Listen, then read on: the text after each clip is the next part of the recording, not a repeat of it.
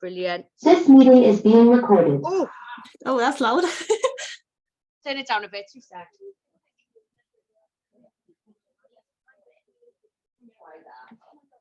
Good God, that blew my eardrums. Right. Right, that sounds better, Eleanor. Sorry, you can't see. Yeah, as I said, my camera is on the Mac, but it's just not showing. Yeah, but it's perfectly fine. Perfect. They're all here. So yeah, guys, listening in then, if you're ready to get started, you go for it, Eleanor. Thank you. Yeah, so I'm just introduce myself again. I'm Eleanor Fox, and I'm going to teach you guys about the 5-picture story. So I will quickly now share my screen onto the presentation. So hopefully you can see this all well and good. Yep. So I want to show you guys what the importance of 5-picture story is, and hopefully it gives you a good idea of how to actually do it. I think it's very important in shoots, because I think when you go to shoot anything, any location, I think it's probably best that you think about your 5-picture story, how you can include it in your shoot, and that it's like really important that you should actually think about this when going to your next shoot. I will explain about narrative. So each 5-picture story, you will have to basically tell a story. You have to basically ensure that in the story you can tell and people can understand what the story is about. You want to invoke a series of emotions and show that this in the set of images, people can understand what your story is about. I will now go over what the 5-picture story consists of. So this is very important, so listen up. So you have your 5-picture stories. You have your establishing shot, your close-up, your portrait, your action, and your mid. Now, you will be taking 5 photos at the end, so I'll go through that over at the end of the presentation. But these 5 things are important. They tell the basis of the whole story. They give a visual interest and a narrative to your whole story. So when you go and shoot somewhere, even if it's small, if it's just anywhere, you should be thinking about these 5 things. And I'll be going over all these 5 things in this presentation of why they're important and how to actually do them. So first is your establishing shot. Your establishing shot basically gives an overall generalization of where the location is, what the story is about, and so on and so forth. You want to do basically a wide angle shot of an essence. So for example, I currently did a 5-picture story on eco-conscious stores in Cardiff. So like eco-friendly stores in Cardiff. My establishing shot was either a picture of inside the shop, a general picture inside the shop, or a general picture outside the shop. So it gives the person, the viewer, the audience, an example of where the place is located, what the shop is about, and gives you a generalization of like where it is and basically where the shoot is located. So next you have your close-up. This is, I think, one of the most important parts of the 5-picture story. The close-up gives you a detailed shot of what you're looking for. You can be very abstract with it. It just draws attention because it's like something in the story that brings something else, so you can actually see a detailed more version of the story in general, rather than just having a bunch of shots where it's like a generalization of the story. It could be more detailed and developed and like just give some more like a generalization to like actually give a detailed shot rather just a generalization. So I give examples here of like a handshake that shakes steel, or a knife that cuts the wedding cake, even small things like that. And I'll go over some examples at the end of ones that you can actually do yourselves. But it just brings something else more to the story, rather than just having a bunch of photos, stills that are just in general, just a whole wide shot. You can actually have a close-up and just have it in more detail, and actually just brings it all together.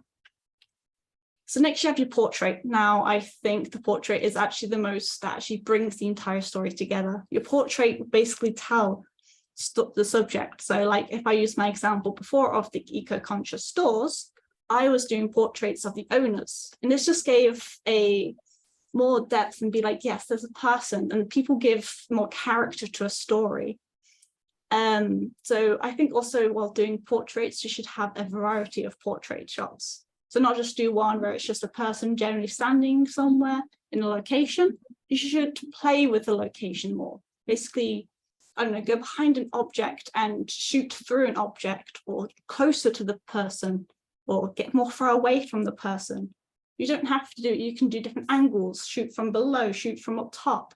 I think you've obviously learned a lot about portraits. I think, if I'm not correct, last week you've learned about portraits, and the week before, like you have gone into depth with portraits, and especially environmental portraits. So I think you can actually bring this into this, and from what you've learned from portraits already. You're probably tired of portraits by now, but if you're still on it, I think you should like invest in more portraiture, because it's really helpful to get an idea of photography. And if you don't like it, that's fine. But I've recently gotten into portraiture, and it's honestly really, really helpful, and you can get really nice shots of people in general. So your action shot. So this is basically something where you can get an action shot. It's something where you're not just getting a still of a location or a person.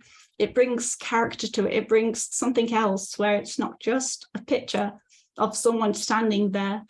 You can get a shot of something that actually brings action to it, that brings a whole another level. So it's not just a still, it's actual photo that's been taken in time, and it's something that gets it more intriguing, because it's like being taken place in that moment. It's not just like put there, it's actually something that's happening in real time. And I think it's something that could actually link to your story really well.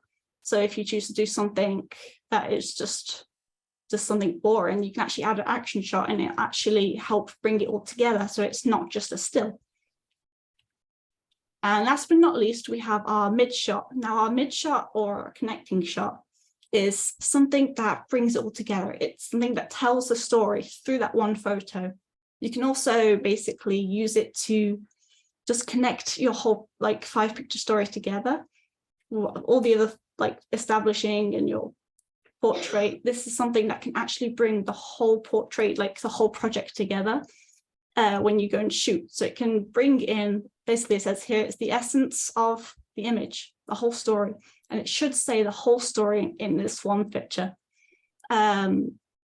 You can do it on something, for example, the examples we have are the soldier's uniform laid out to be worn, or the musician hands on an instrument. I think hands are very vital when it comes to taking photos, because they can bring in something else. Rather than just taking a picture of a coffee cup, takes a picture of someone holding a coffee cup. And for this example here of the photo, you can obviously tell what this story is about. It's about a coffee shop. And from then you can see. So if you did a shoot, it'd probably be best if you did it like in a mid shot, where you can actually see what the whole entire story is about using this mid shot. So I provide an example. So here we see, obviously, I think examples work well with businesses. As you can see, as you know, I did mine with businesses not too long ago, and I think they're really good. You don't have to do a business, of course, you can do it on anything you want, but I think it's really well done when displayed with businesses. So for example, you can do the establishing shot of where the study takes place, where they work, where the shop is, for example, like the whole like workshop and everything. I think you could take an establishing shot of that. Perfect. Close-up is the actual close-up of the item, the thing that they make, just the material or something of where you are, where the location is, and then close up to the story, which gives a detailed shot. You have your portrait, of course, based on the location. So this could be an environmental portrait if you're looking into that. It just adds something, so you don't have just stills of a place. It also adds a person, which can actually really help. You have your action shots. So this could be someone working in a business, creating their items, like stocking, such and such. And then you have your mid shot, which will basically tell the entire story. Like if you look at this mid shot, you obviously know the story is about coin making and coins in general. So you obviously need your mid shot to basically tell the entire story. So yeah, this is a great example of what you should do, but you obviously don't have to do like businesses and such. You can do anything. anything can become a 5-picture story. Making a cup of tea, reading a book, like anything, getting dressed in the morning, anything can be a 5-picture story. It doesn't have to be something as big as businesses. It could be literally the smallest thing in the world. So I'm going to set you guys off to make your own 5-picture story. Now I want you guys to think about your narrative. So what your story is about, what you want your story to do. So I will give you some examples of what you could do, what you couldn't do. Obviously you are limited to the college. So I don't know if you have like a cafeteria, you could do a cafeteria of you buying something or just getting something like things. So you could do a establishing shot of the whole cafeteria. You could do your close-up to be actually like a chocolate bar or a drink or something. You could do your portrait of you buying a drink or the person that works there. You could do your mid shot as the cashier, like the cash register or a box of chocolates or something. And yeah, so you can do it on anything, getting a book out, studying on your PC, computers and such. Yeah, you can do it on anything. But I want you to remember, if you even have to write on the back of your hand, it helps me so much too. I literally had to do it so much when doing my last project, where it's like just writing on the back of your hand, crossing it off when you've done it, writing it on all fingers if you have to. But just remember, you're establishing your close-up, your portrait, your action, and your mid. It will help you. So I want 5 pictures. By the end, I give you an hour if you need more time or less, that's perfectly fine. But like 5 pictures by the end. I want all of these: establishing, close-up, portrait, mid, action. You can write it on your phone if it helps. Write it down anywhere. Just I want the 5 pictures, if that's okay. Eleanor, is that the whole session then today? Yeah, and so in about an hour or so, me and Melissa will go back over your feedback from the pictures you have taken today and previously. Cool. If they obviously now it's not a huge college, so they can go off and do like one for now. But if they did want to then like supplement and maybe do something a bit more interesting at home, or they'd get the train home, they could like do their train journey home or things like that. That's perfectly fine. Yeah. Well, so if they do like maybe this one within the hour, like you said, college is limited, but then they could have another go then as well. Is that all right?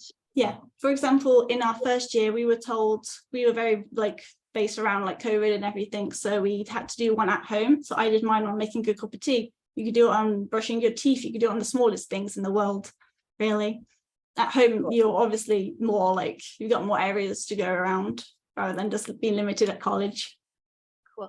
And then would you like them to put the 5 in on a PowerPoint slide so they're grouped or something like that? If you could put it on Padlet, if that would be perfect. I was about to say that. So the 5 separate images and label them, is it? Yeah, so you have your action, you would label them as each one. Perfect. Great. And then we will open up a new Zoom, which me and Melissa will then give you feedback over your 5 picture stories. Perfect. Cool. Right, well, they can go off and do that for today then. And then I believe Max and Caitlin are coming in tomorrow? Yes, they are. Yes, I believe. Okay. Thank you, Eleanor. Thank you very much. Take care. Good luck with your shoots. Thank you. Bye. Bye. Bye. Okay. Let's have a look.